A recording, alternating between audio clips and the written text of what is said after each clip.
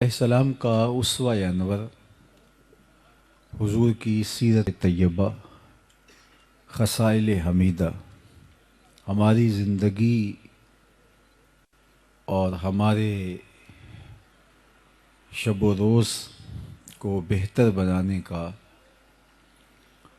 ایک ایسا ذریعہ ہے کہ اگر ہم اپنے اطوار کو، اپنی عادات کو، اپنے رویوں کو، اپنے طرز معاشرت کو، انداز حیات کو ان کے اسوہ نور کے سانچے میں ڈھال دیں تو ایک خوبصورت، پاکیزہ اور منور تاباں زندگی حاصل کر پائیں گے۔ اسوہ کا لفظ، سیرت کا لفظ یا خصائل یہ مترادفات ہیں اور ہم معنی ہیں۔ اللہ کے محبوب علیہ السلام کی سیرت اور اسوہ انور کو سمجھنے کے لیے آقا کریم کے قریب ترین لوگوں سے اگر ہم سوال کریں تو وہ حضور کی سیرت کے جلی عنوان ہمارے سامنے رکھتے ہیں۔ ام المومنین حضرت سیدہ عائشہ رضی اللہ تعالی عنہا سے جب حضور کی سیرت کے بارے میں، اخلاق کریمانہ کے بارے میں سوال ہوا تو انہوں نے برجستہ کہا، کان خلقہ القرآن، اے پوچھنے والے ان کی سیرت دیکھنی ہے تو قرآن کھول کے بیٹھ جاؤ۔ قرآن مجید نے جن احکام کو بجا لانے کا حکم دیا ہے آپ حضور کو ان کے ساتھ کھڑا ہوا دیکھو گے، اور جن امور سے منع کیا ہے آپ دیکھو گے کہ اس زون میں حضور آپ کو نظر نہیں آئیں گے۔ حضرت ام المومنین سیدہ خدیجۃ الکبریٰ رضی اللہ تعالی عنہا جو حضور علیہ السلام کی وہ زوجہ محترمہ ہیں کہ جنہوں نے حضور کے کردار سے متاثر ہو کر ہی حضور سے نکاح کیا تھا۔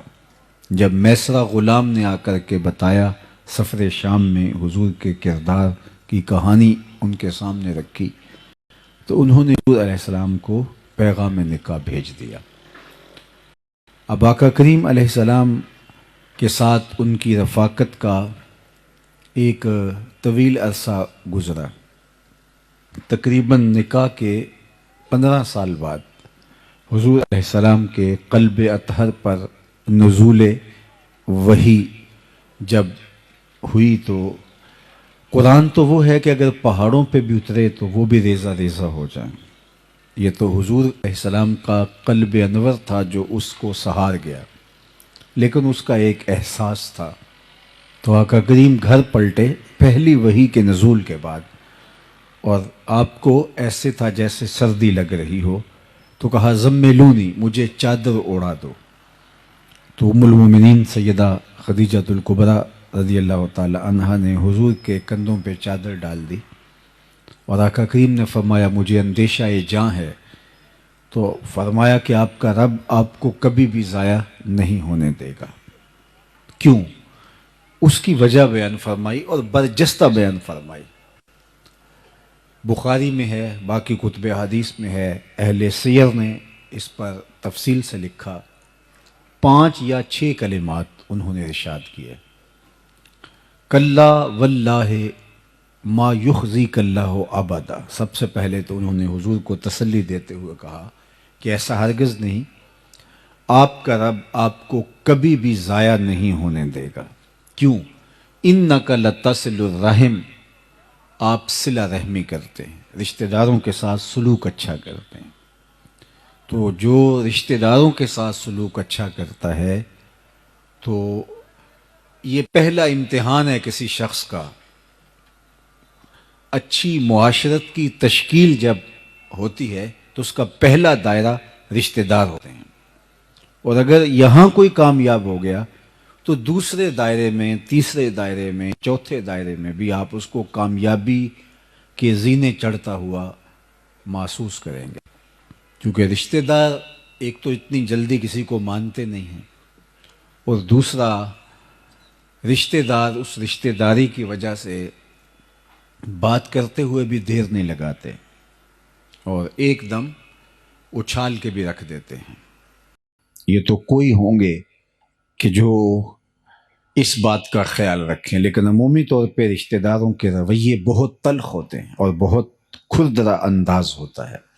ہمارے ہاں یہ جو شریکہ برادری کا تصور ہے، تو حالانکہ شریک تو شرکت سے نکلا ہے، لیکن بہرحال یہ کسی اور مفہوم میں اپنا راستہ بنا گیا اور عمومی طور پہ رشتہ داروں کے رویے ناہموار اور غیر مناسب ہوتے ہیں، اور انسان کو بھی غصہ زیادہ آتا ہے کہ یہ تو میرے اپنے ہیں، انہوں نے میرے ساتھ یہ سلوک کیوں کیا، تو تلخی بھی زیادہ بڑھتی ہے۔ تو اب ہی تو بندے کا امتحان ہوتا ہے کہ اس تلخی کو قابو پا سکتا ہے کہ نہیں، اس رد عمل کو اس کی عملی تنفیذ کرتا ہے یا اس کو وہیں روک لیتا ہے۔ تو یہ بندے کا سخت امتحان ہوتا ہے اور اللہ بندوں سے امتحان لیتا ہے، اور یہ سب سے پہلا دائرہ ہے انسان کے ارد گرد معاشرت کا دائرہ۔ اس لیے میرے اور آپ کے آقا مولا نے فرمایا کہ جو یہ چاہے کہ اس کی عمر میں برکت ہو اور رزق میں اضافہ ہو، وہ رشتہ داروں کے ساتھ سلوک اچھا کرے۔ اگر کوئی شخص اپنے رشتہ داروں کے ساتھ رویہ اچھا رکھتا ہے تو اس کی عمر میں بھی برکت ہوتی ہے اور رزق میں بھی اضافہ ہوتا ہے۔ امتحان بھی بہت بڑا ہے، لیکن نتیجہ بھی دنیا اور آخرت میں اللہ تعالیٰ اس کو عطا فرماتا ہے۔ اب رشتہ داروں کے تلخ رویوں کے باوصف ان کے ساتھ اچھا سلوک، یہ کسی شخص کا پہلا امتحان ہے جب وہ معاشرے میں اترنے لگتا ہے، چونکہ اس کا پہلا دائرہ ہی یہی ہوتا ہے۔ تو ام المومنین نے حضور کا جو نمایاں وصف بیان کیا وہ یہ تھا، اِنَّكَ لَتَصِلُ الرَّحِمَ، آپ صلہ رحمی کرتے ہیں۔ چونکہ بیوی سے بڑھ کر کون جانتا ہے کہ میرے شوہر کے دل میں رشتہ داروں کے لیے کیا جذبات ہیں۔ تو یہ بات ام المومنین نے برجستہ حضور علیہ السلام کے لیے کہی، اور پھر آپ حضور کی ساری زندگی دیکھ لیں، رشتہ داروں نے جو کچھ کیا، تباً لک ہنالک سائر الیوم الہٰذا جمعتنا، معاذ اللہ حضور شہادت کی انگلی اٹھا کے واز کرتے تھے، اور جس نے اس پر آوازہ کسا وہ رشتے میں چچا لگتا تھا۔ تو اس کے جواب میں قرآن نے کہا تبت یدا ابی لہب و تب، تیرے دونوں ٹوٹ جائیں، لیکن یہ پہلے جملہ چچا نے کہا تھا۔ راہوں کے اندر گڑے چچا کھودتا تھا، سکی چچی جو تھی وہ جنگل سے لکڑیاں کاٹ کے لاتی کانٹے دار، اور جن راہوں سے حضور نے گزرنا ہوتا ان راہوں میں بچھا دیتی۔ عقبہ بن ابی معیط اپنے گھر کا سارا کوڑا اٹھا کے حضور علیہ السلام کے دروازے کے سامنے پھینک جاتا۔ آقا کریم علیہ السلام کے گلے کے اندر کپڑا ڈال کر کے تاؤ بھی اسی نے دیے تھے۔ حالت سجدہ میں حضور علیہ السلام پر اوجریاں ڈالی گئیں۔ تو یہ کتنا دردناک رویہ تھا، اور یہ سب کچھ کیا تھا رشتہ داروں نے۔ آج اللہ کے محبوب جب مکے میں فاتح بن کے داخل ہوئے تو سب تھر تھر کانپ رہے تھے۔ 10,000 اصحاب حضور کے ہمراہ تھے۔ انہیں یہ تھا کہ آج تو ہماری گردنیں اڑ جائیں گے۔ آقا کریم نے سب کو جمع کر کے کہا بتاؤ میں تمہارے ساتھ کیا سلوک کروں۔ تو انہوں نے سوچا کہ چلو ہمیں شہر بدر کر دیا جائے لیکن جاں بخشی ہو جائے۔ تو کہا آپ کریم باپ کے کریم بیٹے ہیں، ہم آپ سے خیر کی توقع رکھتے ہیں، اور ان کو یہ تھا کہ چلو جاں بخشی ہو جائے چاہے شہر سے نکال دیں۔ لیکن ان کی آنکھیں پھٹی کی پھٹی رہ گئیں جب میرے اور آپ کے آقا و مولا حضور رحمت عالم نے فرمایا اذهبوا انتم الطلقاء، جاؤ تم آج کے بعد سارے آزاد ہو، اور میں تمہیں وہی کہوں گا جو میرے بھائی یوسف علیہ السلام نے اپنے بھائیوں کو کہا تھا لا تثریب علیکم اليوم، آج تمہارے اوپر کوئی مؤاخذہ نہیں۔ انہوں نے حضرت یوسف علیہ السلام کو تاریک کنویں میں ڈالا، مالک ابن زغر کے ہاتھوں پھوٹی کوڑیوں کے عوض یوسف علیہ السلام کو بیچ ڈالا، اور باپ کے سامنے آ کے مکر کیا کہ انہیں تو بھیڑیا کھا گیا ہے۔ کتنا تلخ رویہ تھا بھائیوں کا اپنے معصوم بھائی کے خلاف، اور انہیں تھا کہ وہ بولی بسری داستان بن گیا ہوگا یوسف، لیکن آج جب وہ ہاتھ میں کشکول لیے جناب یوسف کے سامنے حاضر ہیں تو آپ نے فرمایا کیا تم جانتے ہو کہ تم نے اپنے بھائی یوسف کے ساتھ کیا کیا؟ تو ان کو تو تصور بھی نہیں تھا کہ کہانی تو ان بھائیوں کے درمیان ہے. باپ کو یہ کہا کہ اس کو بھیڑیا کھا گیا ہے، عزیز مصر کہہ رہا ہے کہ تمہیں پتا ہے تم نے اپنے بھائی کے ساتھ کیا کیا. تو ایک دم ماضی کی ساری پرتیں کھلنے لگی اور حضرت عزیز مصر کے چہرے میں ان کو یوسف کے خد و خال دکھائی دینے لگے اور ادھر اندر خوف بھی اترنے لگا. اللہ اکبر. قرآن مجید میں یہ مقام اٹھائیے تو وہ ڈر سے گئے، ہونٹ کپ کپا رہے ہیں اور عزیز مصر کے چہرے پر یوسف کے خد و خال دیکھ کر کے کہتے انکا لانتا یوسف. اللہ اکبر. آپ یوسف ہیں. یہاں جو لفظ ہے انکا لانتا یوسف، آپ یوسف ہیں. قال انا یوسف، کہاں میں ہی یوسف ہوں اور یہ میرا بھائی ہے. حضرت بنیامین پاس بیٹھے تھے اور پھر فرمایا اب ایک لمحے کی اذیت سے وہ گزریں کہ اب کیا ہوتا ہے. ساتھ ہی کہہ دیا لا تثریب علیکم اليوم، پریشان نہیں ہونا، تمہارے اوپر آج کوئی مواخذہ نہیں ہوگا. یعنی انہیں اس کرب سے بھی زیادہ دیر نہیں گزرنے دیا کہ جب یہ پہچان گئے کہ عزیز مصر یہ تو وہی یوسف ہے جس کو کنویں میں ڈالا تھا، آج عزیز مصر بن کے ہمارے سامنے. تو بھائیوں کی حالت غیر ہو رہی تھی اور زبان میں لکنت پیدا ہو رہی تھی، آواز گلے میں پھنس رہی تھی، نکل نہیں رہی تھی. انکا لانتا یوسف، آپ یوسف ہیں. اللہ اکبر. تو حضرت یوسف ہاں میں یوسف ہوں، لیکن ساتھ ایک لمحے کے تاخر کے بغیر کہا لا تثریب علیکم اليوم. تو اللہ کے محبوب علیہ السلام نے فرمایا کہ میں آج تم سے وہی کہوں گا جو میرے بھائی یوسف نے اپنے بھائیوں سے کہا تھا، آج تم سے کوئی مواخذہ نہیں کیا جائے گا. عثمان بن طلحہ یہ کعبۃ اللہ کا کلید بردار تھا اور اللہ کے محبوب علیہ السلام نے اس سے کہا کہ کعبۃ اللہ کا دروازہ کھولو، میں اندر جا کے نوافل ادا کرنا چاہتا ہوں، نماز پڑھنا چاہتا ہوں، اللہ کے حضور سجدہ ریز ہونا چاہتا ہوں. اس نے انکار کر دیا، نہیں میں آپ کے لیے کعبہ کا دروازہ نہیں کھول سکتا. وقت گزر گیا، آج حضور فاتح بن کے داخل ہوئے تو فرمایا این عثمان بن طلحہ، عثمان بن طلحہ کہاں ہے؟ تو کپ کپاتا ہوا حاضر ہوا. فرمایا لاؤ کعبۃ اللہ کی کلید. دروازہ کھولا، حضور اندر اترے، بتوں کو توڑا، سجدہ ریزیاں کی اللہ کے حضور، واپس پلٹے تو سب صحابہ منتظر تھے کہ یہ دیکھیے اعزاز کس کو ملتا ہے. عثمان بن طلحہ کو تو دوبارہ چابی نہیں ملے گی، اب دیکھیے کس کا مقدر کھلتا ہے اور یہ اعزاز کعبۃ اللہ کی کلید برداری کا اعزاز کس کو ملتا ہے. سب حسرتیں لیے کھڑے تھے، لیکن حضور جب باہر تشریف لائے فرمایا عثمان بن طلحہ کہاں ہے؟ تو حاضر خدمت ہوا تو حضور نے اس کے ہاتھ میں چابی رکھتے ہوئے فرمایا یہ چابی میں تم کو دے رہا ہوں، قیامت تک یہ چابی تیری نسلوں سے بھی کوئی نہیں چھین سکے گا سوائے ظالم کے. آج بھی یہ جو شیبی خاندان ہے کعبۃ اللہ کا کلید بردار، یہ حضرت عثمان بن طلحہ کی اولاد سے ہے. تو جب اس نے حضور کا یہ سلوک دیکھا تو آگے بڑھ کے آقا کریم کے ہاتھ پہ بیعت اسلام کر لی. تو یہ سلوک تھا اللہ کے محبوب کا، صلہ رحمی کا یہ عالم تھا، یہ حضور کی سیرت ہے.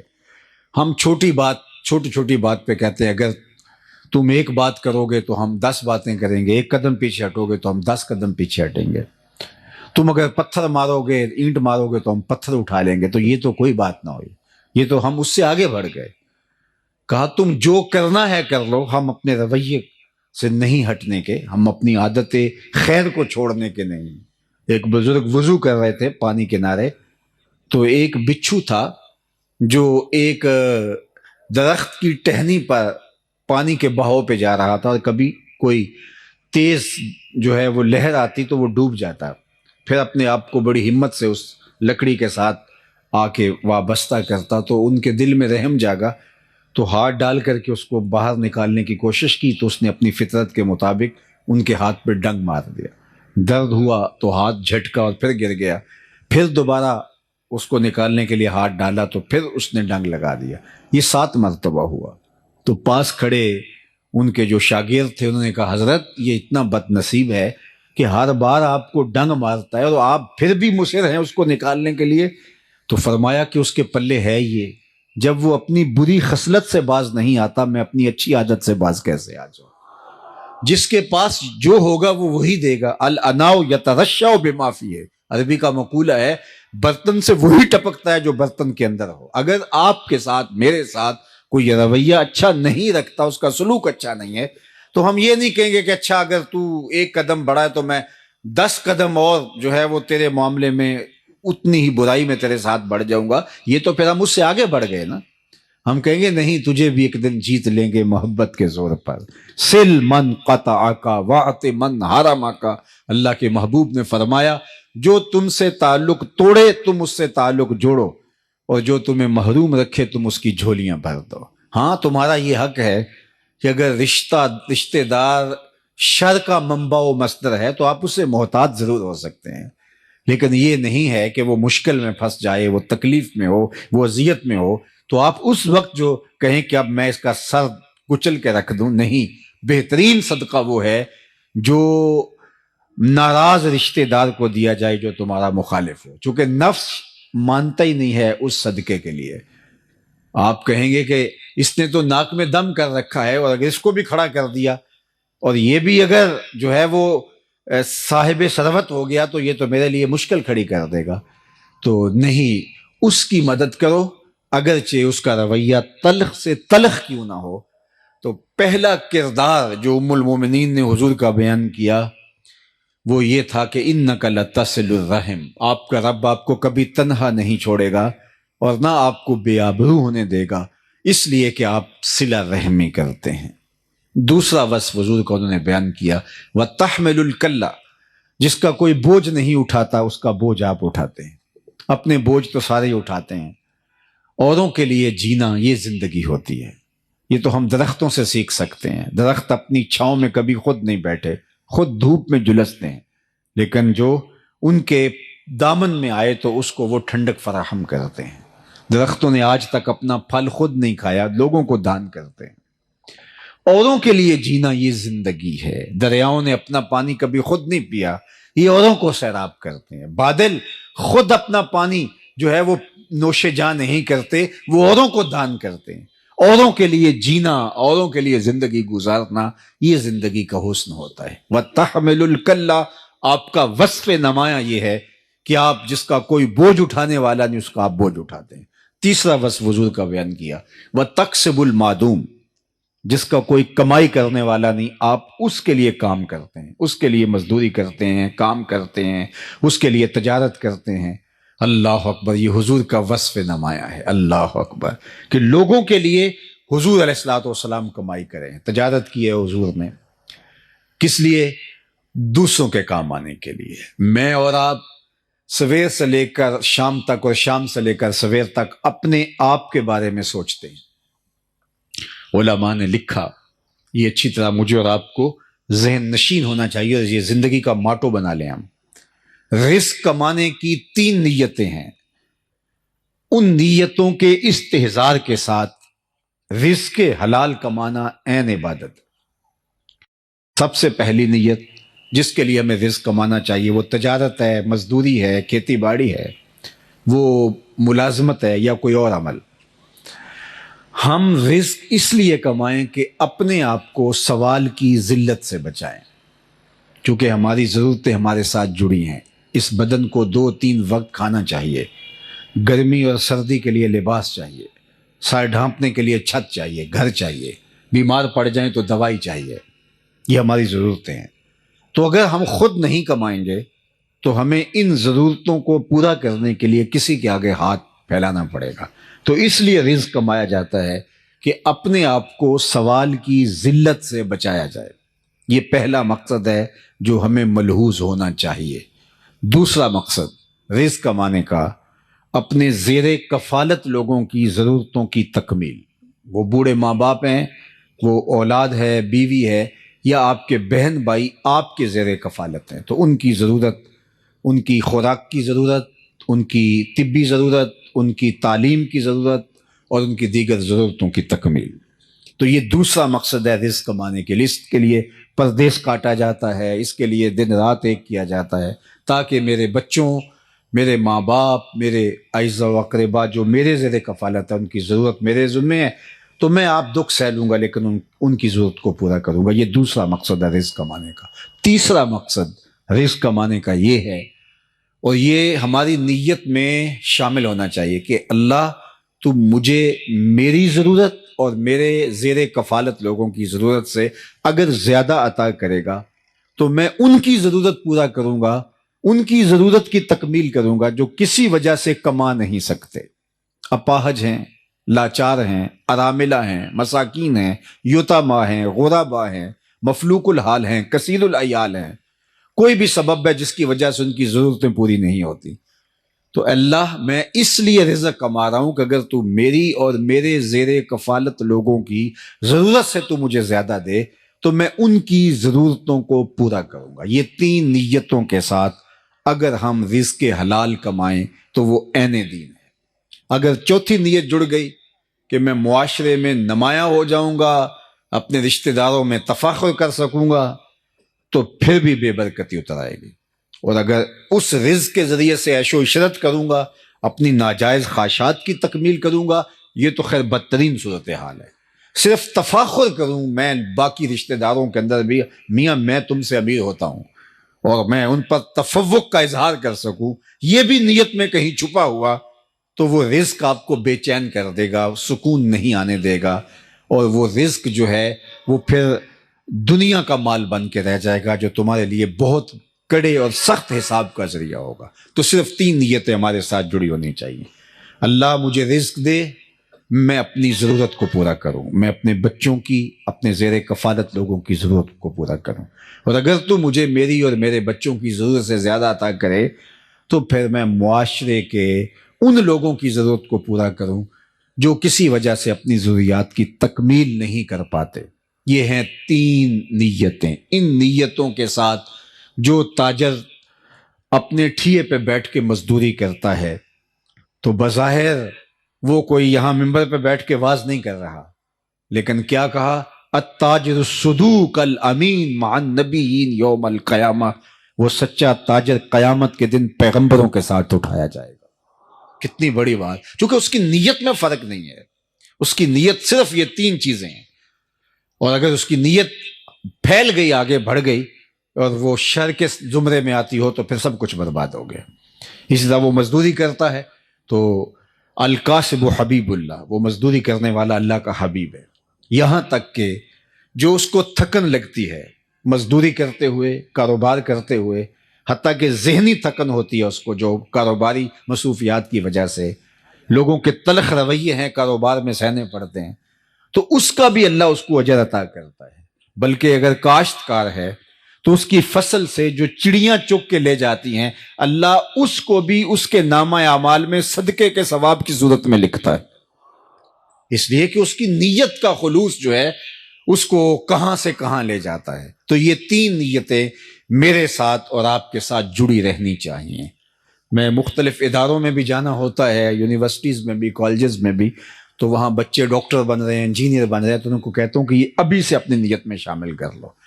یہ ٹھیک ہے. بہت سارے لوگ پردیس میں جاتا ہوں تو وہاں بھی میں دوستوں کو کہتا ہوں ایک ایک خاندان کو اٹھاؤ، دو دو خاندانوں کو اٹھا دو. ایک گلی کے اندر 10 سے 15 گھر ہوتے ہیں تو ان میں سے عموماً متوسط لوگ ہوتے ہیں تو 2 یا 3 گھر غریب ہوتے ہیں، باقی 2-4 گھر امیر ہوتے ہیں، باقی متوسط ہوتے ہیں. اگر ہم صرف اپنی گلی کو اپنے ذمے لے لیں کہ ہم اپنی گلی میں کسی کو بھوکا نہیں سونے دیں گے، اس گلی کے غریب لوگ ہمارے ذمے ہیں، ان کے بچوں کی تعلیم ہمارے ذمے ہیں، ان کی شادیاں ہمارے ذمے ہیں، صرف ایک ایک گلی کو اپنے ذمے ہم لے لیں تو ایک اچھا صالح پاکیزہ معاشرہ جو ہے وہ تشکیل پاتا ہے. لیکن جب ہم خود غرضی کی زندگی گزاریں گے تو پھر معاشرہ اسی طرح کا ہوگا جس طرح اس وقت پایا جاتا ہے. اور ہمارا دین صرف ہمیں سجدے کرنے کی تلقین نہیں کرتا، ہمارا دین ہمیں ہمسایوں کا خیال رکھنے کی تلقین بھی کرتا ہے.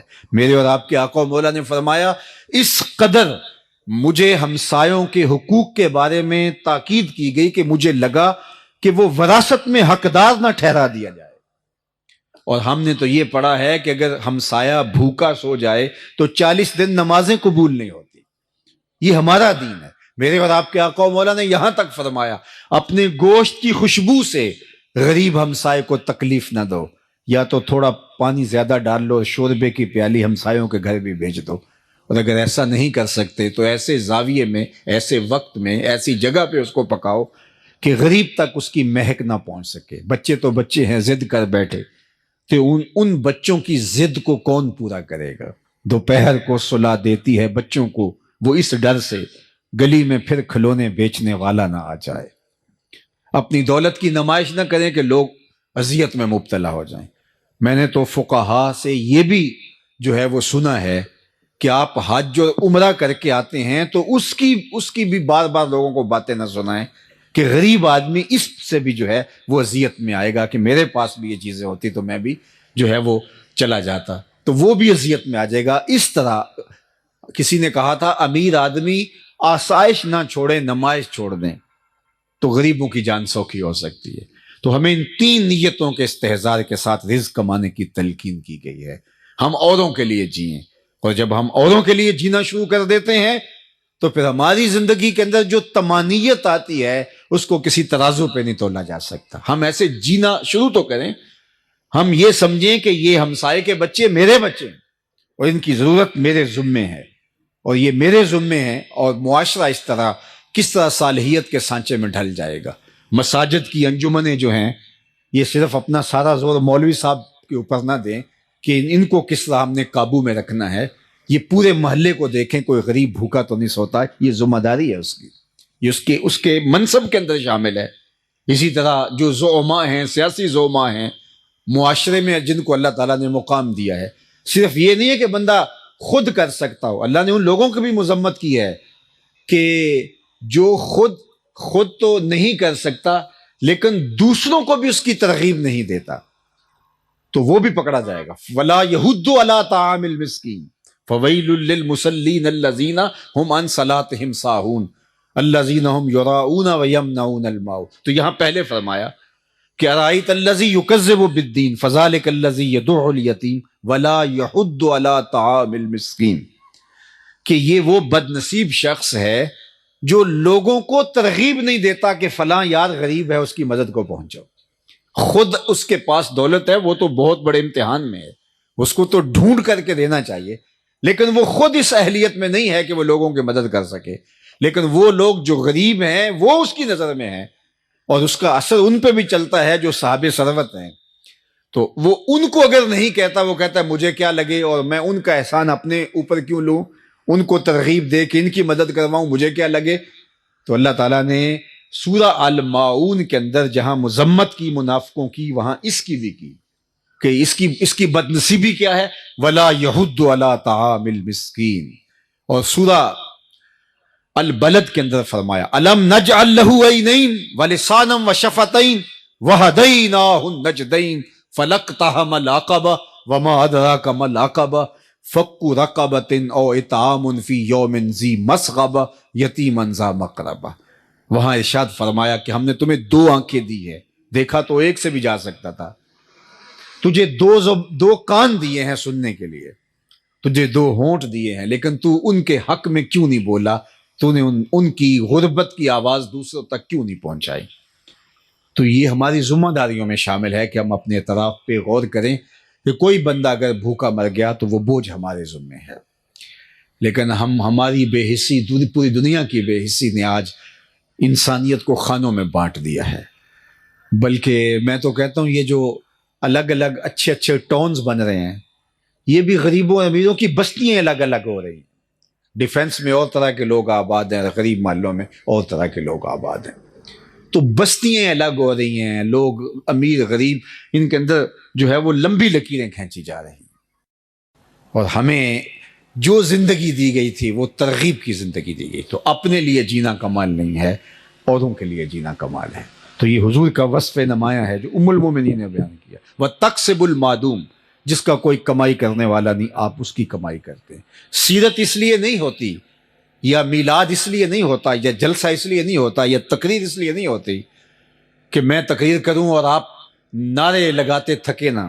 اور آپ کہیں کمال کر دیا، کبھی پھول پھینکے کبھی نوٹ پھینکے، یہ مجھے اور آپ کو بھولا ہوا سبق یاد دلانا ہوتا ہے، اپنے آپ کو بھی اور آپ کو بھی۔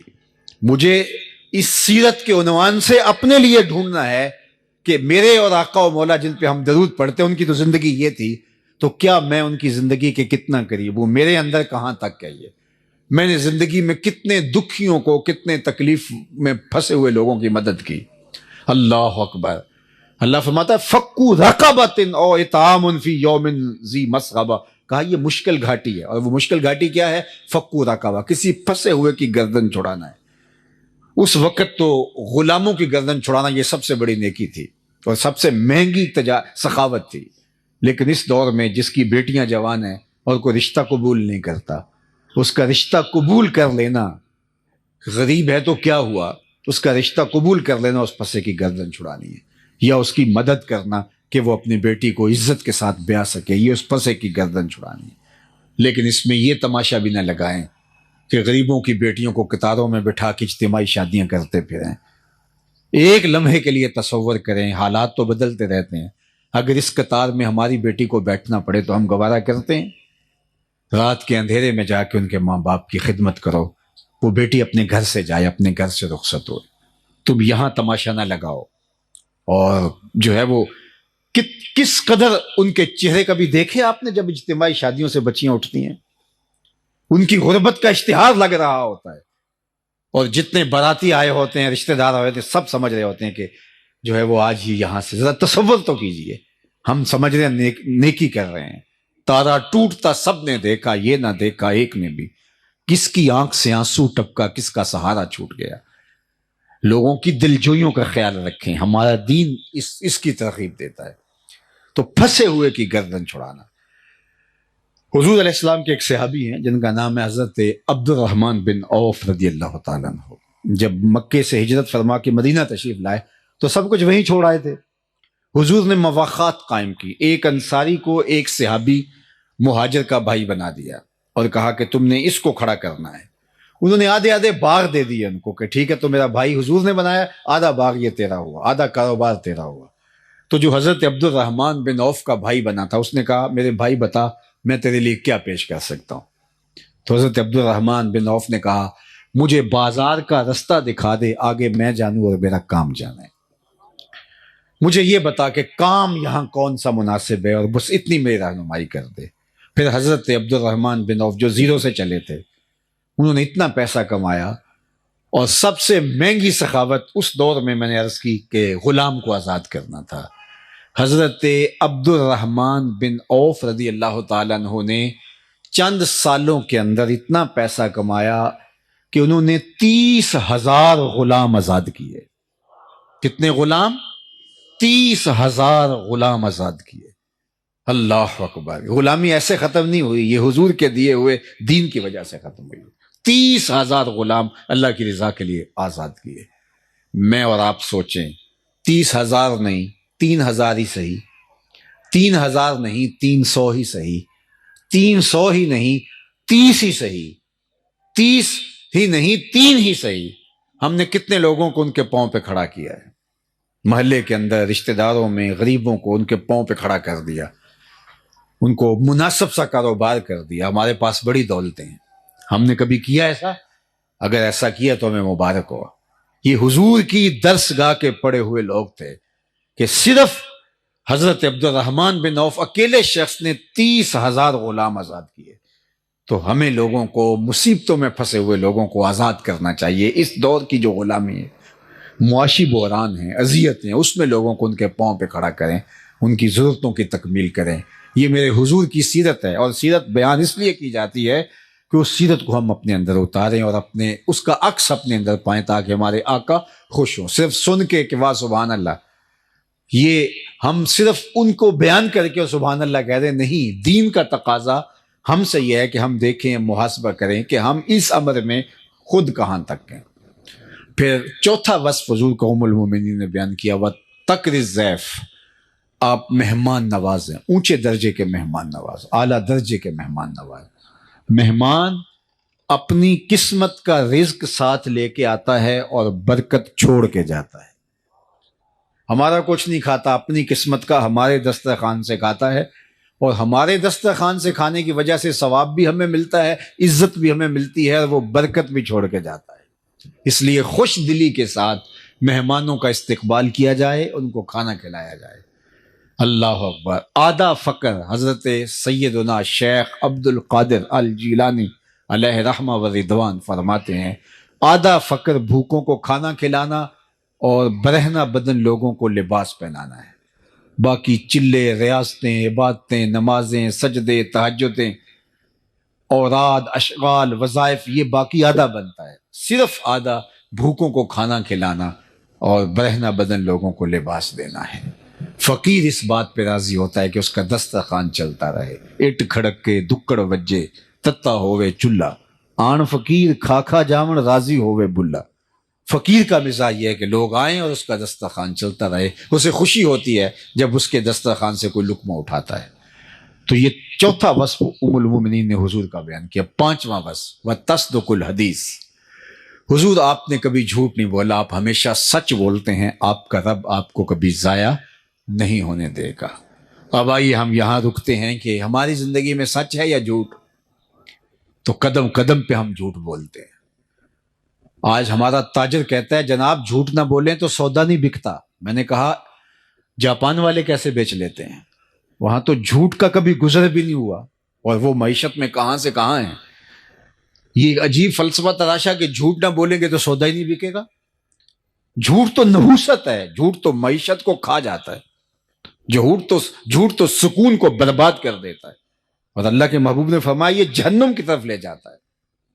اور سنو حضور نے کیا ارشاد فرمایا، جب کوئی شخص جھوٹ بولتا ہے تو اس کے منہ سے بدبو نکلتی ہے، جو عام لوگ تو نہیں سونگھ پاتے، لیکن اللہ کے نورانی اور حساس فرشتے اس کا احساس کرتے ہیں اور ایک میل پیچھے ہٹ جاتے ہیں۔ رحمت لانے والے فرشتے جھوٹ بولنے کی وجہ سے جو بدبو نکلتی ہے اس سے ایک میل پیچھے ہٹتے ہیں، اور سویر سے لے کر شام تک جہاں جھوٹ ہی ہو تو فرشتے کتنے دور جا چکے ہوں گے۔ باپ بیٹے سے جھوٹ بولتا ہے، بیٹا ماں سے جھوٹ بولتا ہے، ماں بیٹی سے جھوٹ بولتی ہے، بیٹی اپنے بھائی سے جھوٹ بولتی ہے، بھائی اپنی بہن سے جھوٹ بولتا ہے۔ تو ایک گھر سے اتنے لوگ جھوٹ بول رہے ہوں تو وہاں تو بدبو کے ببوکے پھوٹ رہے ہوں گے۔ تو رحمت کے فرشتے تو دور دور کہیں ہوں گے جنہوں نے رحمت لے کے آنی تھی، اب نحوست آ گئی، رحمت والے تو آ ہی نہیں سکتے۔ ہم نے کیا سمجھا کسی نے تعویذ ڈال دیے، کسی نے جادو کر دیا، ہم نے کیا سمجھا کسی نے ٹونا کر دیا، کسی نے بندش کر دی، اس لیے سب کچھ ہو رہا ہے۔ یہ ہم نے سوچا ہی نہ کہ جھوٹ کی وجہ سے بدبو پھیلی ہے، اور رحمت کے فرشتے ہماری گلی سے بھی نہیں گزرتے، اور ہم گئے پھر بابوں کے پاس، اور وہ جھوٹ کا پلندہ تو پہلے یہ جھوٹ کا سامان لے کے گٹلی باندھ کے بیٹھا ہوا تھا۔ اس نے کہا تم تو ویلے سے آ گئے ہو، اگر نہ آتے تو یہ تعویذ چل جانے تھے، ککھ نہیں رہنا تھا تمہارا اگر تم 2 دن لیٹ ہو جاتے۔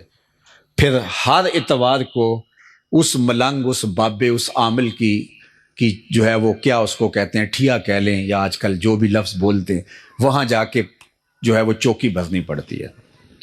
اور اتنے بد نصیب ہوتے ہیں، کوئی 3 سال سے نہیں نہایا، کوئی 4 سال سے غسل نہیں کیا، کوئی گالیاں بکتا ہے، کوئی جو ہے وہ بےہودگی پہ اتر آتا ہے، اور روز اخبارات کے اندر آپ دیکھتے ہیں کہ بابے نے کیا کرشمہ کر کے رکھ دیا، اور عزتوں سے کھیلنے والے یہ لوگ ہوتے ہیں۔ اور وہاں رش لگا ہوتا ہے، وہاں بھاگم بھاگ ہوتی ہے، کیوں جی ہمارا مسئلہ اس سے حل ہونا ہے۔ وہ جھوٹ کا جو کاروبار لیے بیٹھا ہے، یہ تو مارکیٹ تھی جھوٹ کی، وہ پورا پلازا ہے جھوٹ کا، اور وہاں سارے وہاں پہنچ گئے۔ یہ کسی نے بھی نہ سوچا کہ ہمارے گھر میں بے برکتی کس وجہ سے ہے۔ جو تعویذ ہم نے ڈالا ہے وہ تعویذ تو جھوٹ کا ڈالا ہے، وہ جو کالا جادو ہوا ہے وہ تو مکر و فریب کا ہے۔ وہ ماں بیٹی سے جھوٹ بول رہی ہے اور بیٹی ماں سے جھوٹ بول رہی ہے، شوہر سے بھی پیسے ہتھیا رہی ہے بیوی جھوٹ بول کے، اور بچے ماں سے پیسے ہتھیا رہے ہیں جھوٹ بول کے۔ گھر جھوٹ کا دھندا ہے، دکان جھوٹ کا دھندا ہے۔ تو جب جھوٹ ہی جھوٹ ہوگا تو بدبوئیں پھوٹیں گی، رحمت کے فرشتے کہیں دور بھاگ جائیں گے، تو وہاں رحمت جنہوں نے لے کے آنی تھی رحمت، تو وہ رحمت لے کے نہیں آئیں گے تو وہاں نحوست ہی ہوگی۔ اور ہم نے سمجھا کہ نہیں یہ ہو گیا وہ ہو گیا، ادھر بھاگ گیا، پھر اس نے ہمیں جو ہے وہ قابو کر لیا، اور پھر وہاں چوکیاں بھرنے لگے۔ تو اللہ کے محبوب کی زندگی کیا ہے؟ وَتَصْدُقُ الْحَدِيث، حضور نے زندگی میں جھوٹ نہیں بولا۔ حضور سے پوچھا گیا کہ حضور مومن بزدل ہو سکتا ہے؟ فرمایا نہیں، بہادر ہوتا ہے. مومن ہو بہادر ہوتا ہے، لیکن ہو سکتا ہے کبھی بزدلی کر جائے، آخر بندہ ہی تو ہے، بشر ہی تو ہے. پھر دوسری مرتبہ پوچھا حضور کیا مومن جو ہے وہ بخیل ہو سکتا ہے؟ کہا نہیں، سخی ہوتا ہے. لیکن فرمایا ہو سکتا ہے کبھی بخل بھی کر جائے، آخر بشر ہی تو ہے. پھر تیسری مرتبہ حضور سے پوچھا حضور کیا مومن، یہ شاید اذان.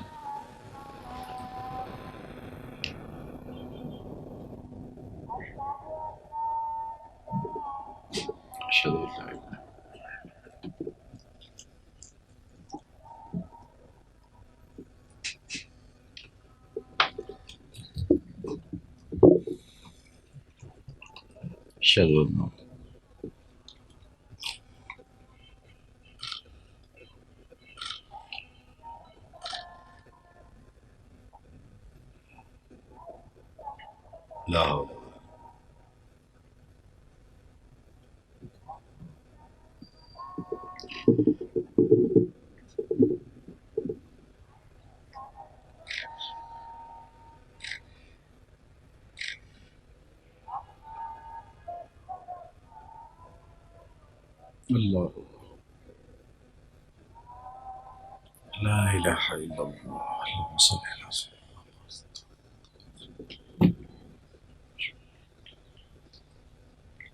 صحابہ. تو حضور علیہ السلام سے پوچھا گیا کہ مومن بزدل ہو سکتا ہے؟ کہا نہیں، مومن بہادر ہوتا ہے، لیکن ہو سکتا ہے کبھی بزدلی کر جائے، آخر بشر ہی تو ہے. پھر پوچھا گیا کہ مومن بخیل ہو سکتا ہے؟ کہا نہیں، سخی ہوتا ہے، لیکن ہو سکتا ہے کبھی بخل بھی کر جائے. بلکہ ایک روایت میں فرمایا گیا کہ جو اولاد ہوتی ہے مبخلتن و مجبنتن، یہ تھوڑا تھوڑا بخیل بھی بنا دیتی ہے اور تھوڑا تھوڑا بزدل بھی بنا دیتی ہے. جب بندے کی شادی نہیں ہوئی ہوتی، اولاد نہیں ہوتی، وہ مشکل میں بھی کود جاتا ہے اور شاہ خرچ بھی ہوتا ہے، لیکن اولاد کے بعد تھوڑا تھوڑا بخیل ہو جاتا ہے اور تھوڑا تھوڑا بزدل بھی ہو جاتا ہے. تو ہاں، مبخلتن و مجبنہ، اولاد بخیل کر دینے والی ہے اور بزدل بنا دینے والی ہے. تو کہا مومن ہوتا فطرتاً سخی ہے، لیکن ہو سکتا ہے کبھی بخیل ہو جائے. مومن ہوتا بہادر ہے، لیکن ہو سکتا ہے کبھی بزدل بھی ہو جائے. پھر تیسرا سوال ہوا مومن جھوٹا ہو سکتا ہے؟ فرمایا جھوٹا نہیں ہو سکتا. یہ نہیں ہو سکتا کہ مومن ہو اور جھوٹا ہو. اور یہاں سچا بندہ ڈھونڈنے سے نہیں ملتا. اب کیا کریں؟ مومن کی تو علامت بتائی گئی ہے کہ مومن جھوٹا نہیں ہو سکتا. تو پھر ہمیں دیکھنا پڑے گا ہم کھڑے کہاں. دل مسلمان ہے تیرا نہ میرا، اقبال نے کہا تھا، دل مسلمان ہے تیرا نہ میرا، تو بھی نمازی میں بھی نمازی. نمازیں تو ہم پڑھے جا رہے ہیں، لیکن اصل ہمارا اندر لٹا ہوا ہے. مومن کی علامت کیسے پہچانے کے مومن؟ منافق کی 4 علامتیں بیان کی گئی ہیں، ان میں سے ایک علامت اذا حدث کذب، جب وہ بولے گا جھوٹ بولے گا. اور یہ علامت اگر مومن نہیں ہو تو وہ مومن نہیں، یہ نفاق کی علامت ہے. تو مجھے اور آپ کو دیکھنا ہوگا، چاہے اس کی قیمت کوئی بھی دینی پڑے. سچ بولنے کی قیمت تو دینی پڑتی ہے، کوئی حرج نہیں ہے، لیکن یہ اللہ کے محبوب علیہ الصلوۃ والسلام نے علامت ایمان بتائی ہے کہ مومن سچا ہوتا ہے، مومن جھوٹا نہیں ہوتا. تو فرمایا وتصدق الحدیث، آپ سچ بولتے ہیں. اور میں آپ کو بتاؤں کہ میرے اور آپ کے آقا و مولا اعلان نبوت سے قبل بھی صادق اور امین کہلاتے تھے. حضور نے کوہ صفا پہ جب صنادید قریش کو جمع کیا تو ان کو ایک بات کہی تھی جو تاریخ کے اوراق میں موجود ہے کہ اگر میں کہوں کہ پہاڑ کی دوسری جانب سے ایک لشکر آ رہا ہے جو تمہیں کچل ڈالے گا، مان لو گے؟ انہوں نے کہا دیکھیں گے، نظر آیا تو فبہا، نظر نہ بھی آیا تو کہیں گے ہم اندھے ہیں، آپ سچے ہو، کیونکہ ہم نے آپ کو کبھی جھوٹ بولتے نہیں سنا. تو فرمایا پھر مان لو اللہ ایک ہے. تو پھر انہوں نے انکار تو کیا، لیکن اندر کہہ رہا تھا جو کل سچا تھا وہ آج بھی سچا ہے. اور ایک وقت آیا پھر ماننے پہ مجبور ہو گئے. اور امین ایسے کہ ابو جہل نے کہا کہ وقت تیزی کے ساتھ ہاتھوں سے نکلتا جا رہا ہے، اگر 4 اور لوگ ان کے ساتھ جڑ گئے تو پھر قابو پانا مشکل نہیں ہوگا. تو اس نے کہا گرو جی کیا کریں؟ کہا ہر قبیلے سے ایک ایک فرد لو اور ان کے گھر کا محاصرہ کرو اور معاذ اللہ حضور کو شہید کر دو، اور اگر بنو ہاشم اٹھ کھڑے ہوئے تو مل کے مقابلہ کریں گے، اور اگر انہوں نے خون بہا مانگا تو خون بہا مل کے دے دیں گے، کوئی مشکل نہیں ہوگی. اور اتنے قبائل کے سامنے اکیلے بنو ہاشم نہیں کھڑے ہو پائیں گے. اور حضور کے گھر کا پھر محاصرہ کر لیا.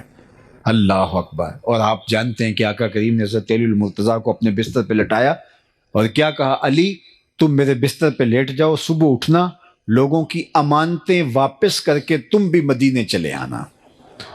تو ذرا تصور کیجئے حضور کیسے امین تھے، جنہوں نے امانتیں حضور کے گھر میں رکھی تھی، آج قتل کے درپے ہوئے تو انہیں امانتوں کا فکر نہیں تھا۔ وہ جانتے تھے کچھ بھی ہو جائے محمد عربی کے پاس رکھی گئی امانتیں ضائع نہیں ہوں۔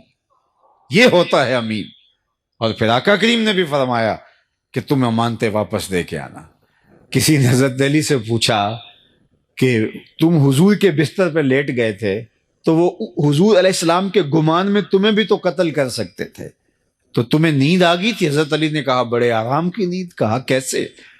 کہا حضور نے کہا تھا علی تم میرے بستر پہ لیٹ جاؤ، صبح اٹھ کے امانتیں دے کے مدینے چلے آنا۔ مجھے یقین تھا میں صبح اٹھوں گا بھی، امانتیں بھی ادا کروں گا اور مدینے بھی پہنچوں گا، اس لیے کہ یہ میرے حضور نے فرما دیا تھا۔ اللہ اکبر۔ یہ ہے حضور کا کردار، حضور علیہ السلام کی زندگی۔ وَتَصْدُقُ الْحَدِيث، یہ ہمیشہ سچ بولتے ہیں۔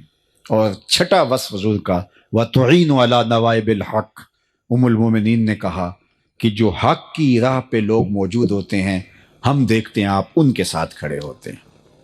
ہم تو کہتے ہیں کہ ہمیں کیا لگے جی، ہمیں کیا غرض، ہم تو اپنے آپ کا دفاع کرتے ہیں، اپنے آپ کو بچاتے ہیں۔ سچ اور سچائی کے ساتھ کھڑا ہونا ہمارے مزاج میں نہیں ہے، اور اسی لیے پھر سچ بولنے والا تنہا رہ جاتا ہے اور معاشرہ اس کو کچل کے رکھ دیتا ہے، دوبارہ وہ عبرت کا نشان بن جاتا ہے۔ لوگ جو ہے وہ اس جگہ پہ کھڑا ہونے کو تیار نہیں ہے۔ سچ کے ساتھ کھڑا ہونا چاہے اس کی کوئی بھی قیمت دینی پڑے۔ حالات کی تلخیاں آج دیکھیے دنیا کے اوپر، آج 56-57 اسلامی ملک حق کے ساتھ کھڑے نہیں ہو پا رہے۔ فلسطین کے اندر جو قیامت بپا ہے، چند نہتے ٹینکوں سے اور توپوں سے لڑ رہے ہیں، اور 56-57 اسلامی ملک جن کی غیرت کا جنازہ نکل گیا۔ یہ OIC کا اجلاس ہوا ہے اور عرب لیگ کا، کتنے بے شرم لوگ ہیں، کیسے تصویریں اور جھنڈوں کے آگے کھڑے ہوئے تھے۔ تم نے کیا کیا ہے کہ یوں کھڑے سینہ تان کے تصویریں کھنچوا رہے ہو؟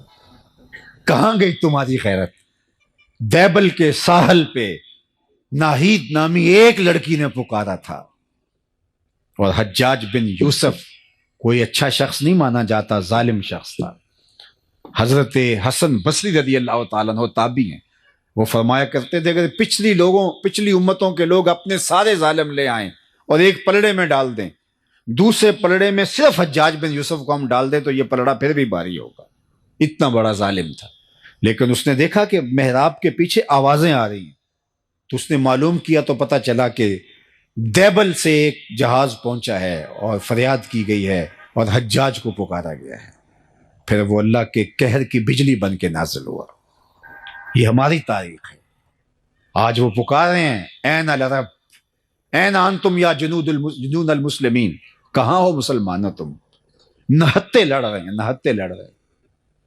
لیکن یہ بات ذہن میں رکھیے گا کہ حق کبھی دبا نہیں کرتا۔ الاسلام یالو ولا یولا علیہ، اسلام ہمیشہ غالب رہے گا۔ اور پھر اس خطے کے بارے میں تو اللہ کے محبوب کے فرامین بہت واضح ہیں۔ دمشق کے دروازوں پر اور بیت المقدس کے آس پاس ایسے لوگ قیامت تک موجود رہیں گے کہ لوگوں کا ان کو تنہا چھوڑ دینا ان کو نقصان نہیں پہنچائے گا، اور فرمایا کہ وہ حق پر کھڑے رہیں گے یہاں تک کہ حضرت امام مہدی اور حضرت عیسیٰ کے عساکر کے ساتھ شامل ہو جائیں گے۔ اور وہ منظر کتنا دل فریب ہوگا جب حضرت عیسیٰ تشریف لائیں گے، اور یہ اس وقت امت 3 حصوں میں بٹ چکی ہوگی، اور یہ بالکل حالات اب ادھر جا رہے ہیں۔ ایک حصہ کٹ چکا ہوگا، شہید ہو چکا ہوگا، ایک فرار کا راستہ اختیار کر چکا ہوگا، بزدلوں کا ٹولہ، اور ایک لڑ رہے ہوں گے۔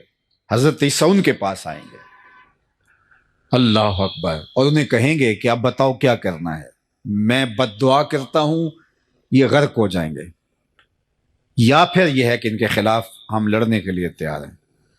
تو وہ کہیں گے کہ ہم لڑ کے جہاد کر کے فتح حاصل کرنی ہے۔ حضرت عیسیٰ علیہ السلام کی ہمراہی میں جہاد اسلام ہوگا۔ اللہ اکبر، صحیح بخاری کی روایت ہے، تمام رجال ثقہ ہیں۔ میں اب میری زبان نہ کھل جائے، بڑی کوشش کی گئی کسی طرح سے حضرت امام مہدی کے نزول والی حدیثوں کو ضعیف قرار دیا جائے آج سے چند سال پہلے، محققین بٹھائے گئے کسی ملک میں، لیکن نہیں کر سکے، اور یہ حدیث بخاری میں ہے، اور اس سے ملتی جلتی باقی صحیح حدیث میں بہت ساری حدیث ہیں۔ اللہ کے محبوب علیہ السلام فرماتے ہیں کہ وہ وقت آئے گا کہ پھر جب حضرت عیسیٰ علیہ السلام کے انفاس کی خوشبو سے ہی دجال پگھلنا شروع ہوگا اور یہ فرار کا راستہ اختیار کرے گا، اور فرمایا مقام لد پہ قتل کر دیا جائے گا، بھاگتا ہوا، اللہ اکبر، بھاگتا ہوا مارا جائے گا۔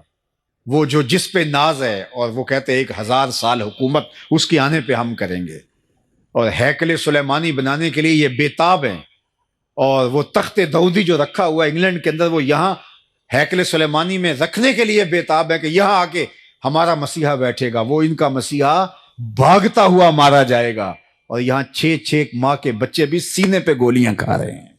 یہ مسلمان کا جذبہ ہے، یہ ان کی طاقت۔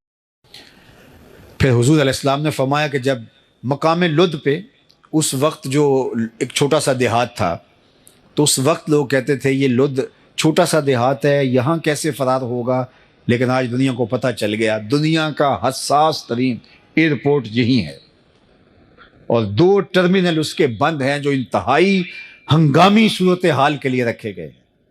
تو اب سمجھ آئی کہ دجال یہاں سے بھاگنا شروع ہوگا، اور یہاں حضرت عیسیٰ کے ہتھے چڑھ جائے گا، خنزیر کو بھی قتل کریں گے اور دجال کو بھی قتل کریں گے، صلیب کے نشان کو بھی توڑیں گے، اور پھر اسلام کو اللہ مسلمانوں کو یوں فتح دے گا کہ حضور نے فرمایا کہ اگر کسی پتھر کے نیچے، بخاری کی روایت ہے، پتھر کے پیچھے، پہاڑ کی اوٹ میں، کسی غار میں، کھو میں، کسی جگہ پہ بھی کوئی یہودی چھپ کے جان بچانا چاہے گا تو وہ پتھر بھی آواز دے گا کہ یہ ظالم میرے پیچھے چھپا ہوا ہے۔ اللہ اکبر۔ پھر شرق سے لے کر غرب تک، شمال سے لے کر جنوب تک، کائنات کی کوئی چھت ایسی نہیں ہوگی جہاں میرے نبی کے نام کا جھنڈا نہیں جھول رہا ہوگا۔ اللہ اکبر۔ اللہ اسلام کو غلبہ اور قوت اور طاقت اور توانائی عطا۔ اور میرے اور آپ کے آقا و مولا نے فرمایا والذی نفسی بیدہ لینزلن عیسی ابن مریم ثم لئن قام علی قبری فیقول یا محمد لاجیبنہ۔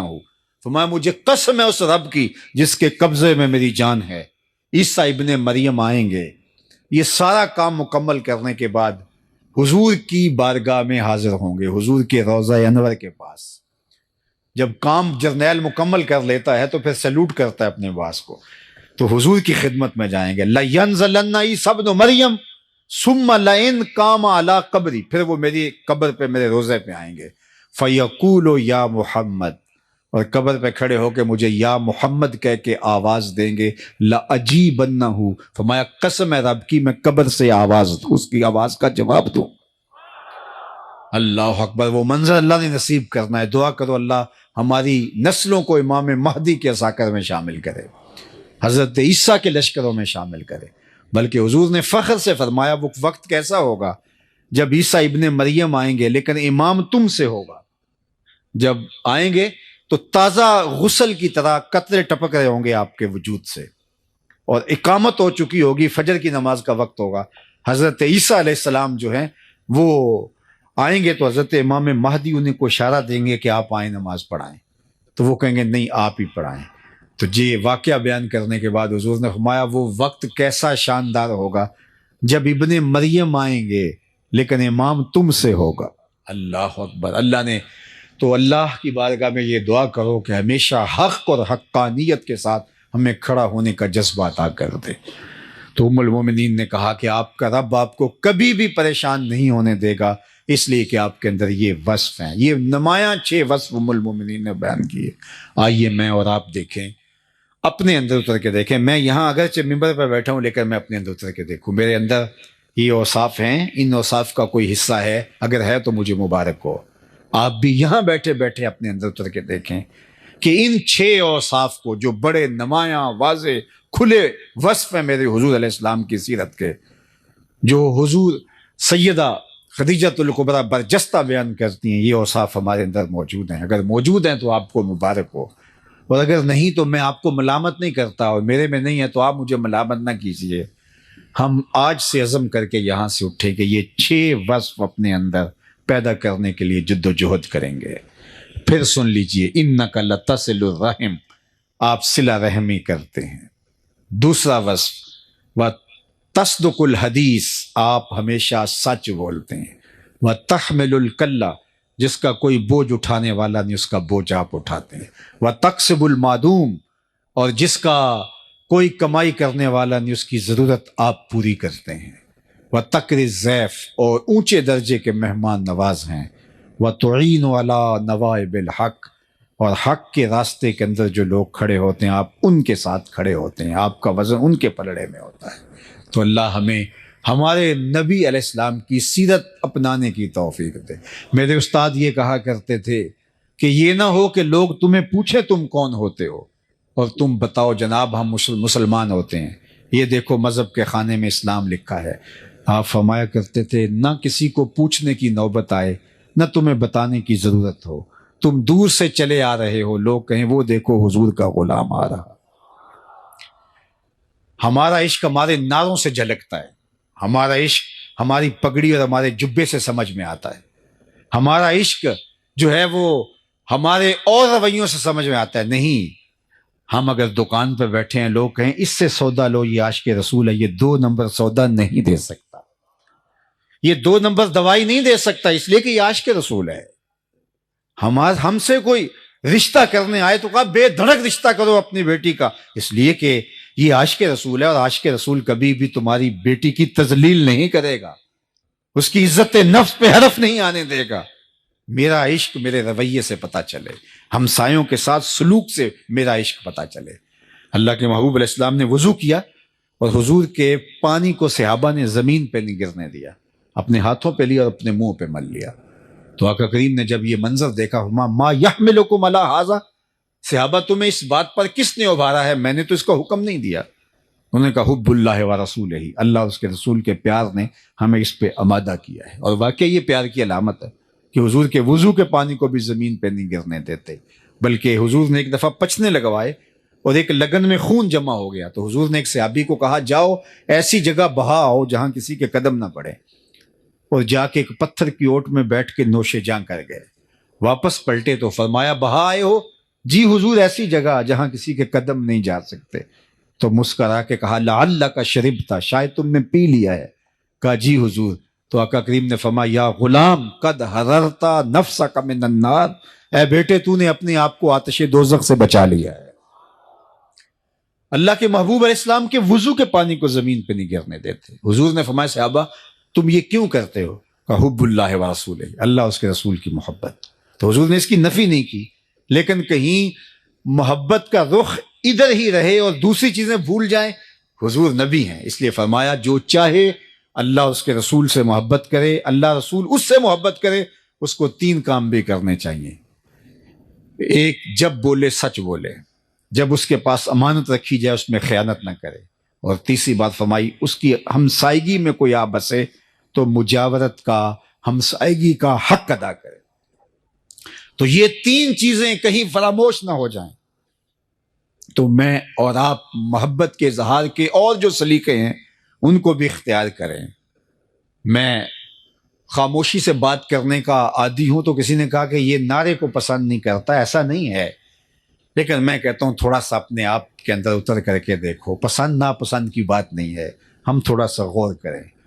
ہمارا عشق صرف نعرے میں نہیں رکھا گیا، نعرہ بھی محبت کا ایک اظہار ہے، میں انکار نہیں کرتا، لیکن ہم نے اپنے رویے کو دیکھنا ہے، ہم ہمسایوں کے ساتھ کیسے ہیں۔ ہم دکان پہ بیٹھے اس وقت بھی عاشق رسول ہیں، صرف جلسے میں عاشق رسول ہوتے ہیں، ہم دکان کے اوپر بیٹھے ہم عاشق رسول نہیں ہوتے۔ ہماری نماز مسجد میں ہوتی ہے، اور ہم جب ٹوپی مسجد میں پھینک کے جاتے ہیں تو نماز بھی وہیں پھینک کے جاتے ہیں، لیکن اگر ہم اس نماز کو، اس سجدے کو، اس رکوع کو جو مسجد میں ادا کی دکان پہ بھی ساتھ لے آتے، اس کو کاروبار میں بھی ساتھ لے آتے، اس کو رشتہ داری میں بھی ساتھ اس نماز کو لے آتے۔ ہم دعائے قنوت میں کیا پڑھتے ہیں؟ وَنَخْلَعُ وَنَتْرُكُ مَن يَفْجُرُكَ، اللہ جو تیرے حکموں کو توڑے گا، تیری شریعت کا باغی ہوگا، ہمارا اس کے ساتھ کوئی تعلق نہیں ہے۔ لیکن ہم نے صرف قنوت میں پڑھا، عملی زندگی میں یہ نہیں ہوتا۔ تو اللہ نے فرمایا سو خرابی ہے ان نمازیوں کے لیے جو ٹکریں تو مار رہے ہیں لیکن نماز نہیں پڑھ رہے۔ جب نماز پڑھی ہے تو نماز رویوں میں اتر آئے، عاشق رسول ہیں تو عشق رویوں میں اتر آئے۔ یاری لا تو پاک نبی سنگ، اے پر پوری یاری، پھر درود قبول ہے تیرا لکھ نہ لو ایک واری۔ پھر لاکھ سوا کروڑ مرتبہ نہیں بھی پڑھا تو کوئی فرق نہیں پڑتا، وہ ایک بار بھی کافی ہو جائے گا، لیکن وہ اندر سے پڑھا ہو، تیری زبان بھی بولے، تیری روح بھی بولے، تیرا دل بھی بولے۔ تو آئیے میں اور آپ اپنے عشق کو حقیقی صورت اور شکل میں اپنی روحوں کے اندر اتار لیں، تاکہ وہ عشق ہماری زندگی سنوار دے۔ عشق تو زندگی کو کہاں سے کہاں اٹھا کے لے جاتا ہے، وہ اور عشق ہے جو غالب کو نکما کر دیتا ہے۔ غالب نے کہا تھا نا، عشق نے غالب نکما کر دیا، ورنہ ہم بھی آدمی تھے کام کے۔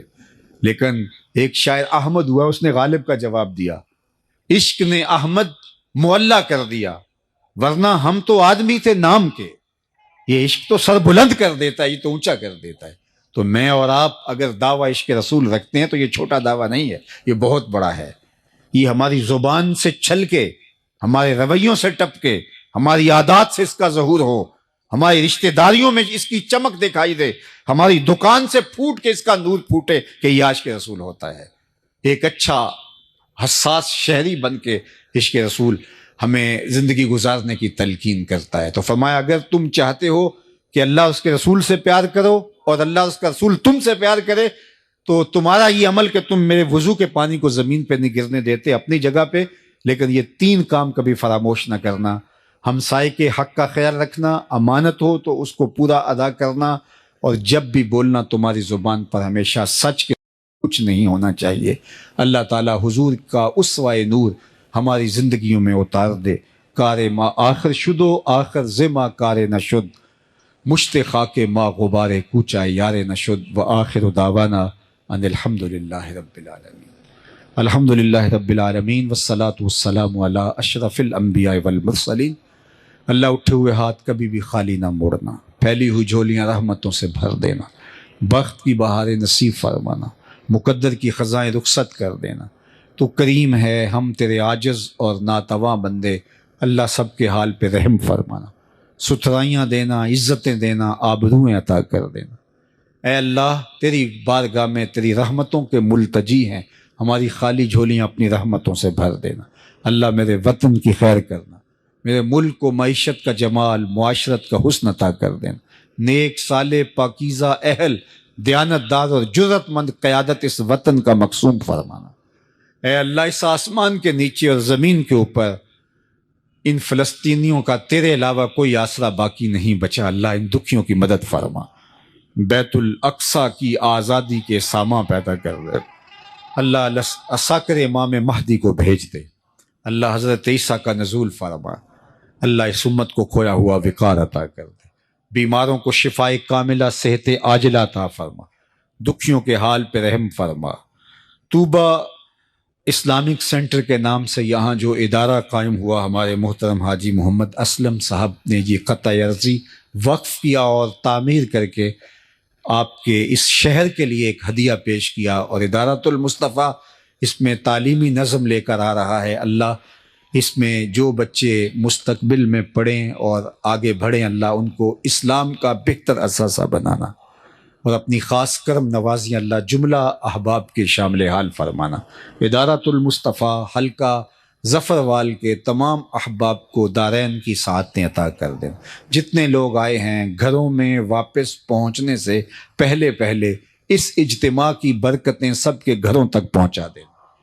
اللہ سب کو خیر کی راہوں کا مسافر رکھنا، بیماریوں سے، پریشانیوں سے، بدحالیوں سے، ضعف الاعتقادیوں سے اللہ ہمیں محفوظ و مامون فرمانا، ہمیں سچ اور سچائی کے ساتھ کھڑے رکھنا، ہماری زبان کو کبھی جھوٹ سے آشنا اور ملوث نہ ہونے دینا، ہمیشہ سچائیوں کی راہوں پہ گامزن رکھنا۔ وصلی اللہ تعالی علی النبی الامین وعلی آلہ واصحابہ اجمعین برحمتک یا اللہ۔ نماز یہاں پڑھے گی یا کہیں اور؟ اچھا،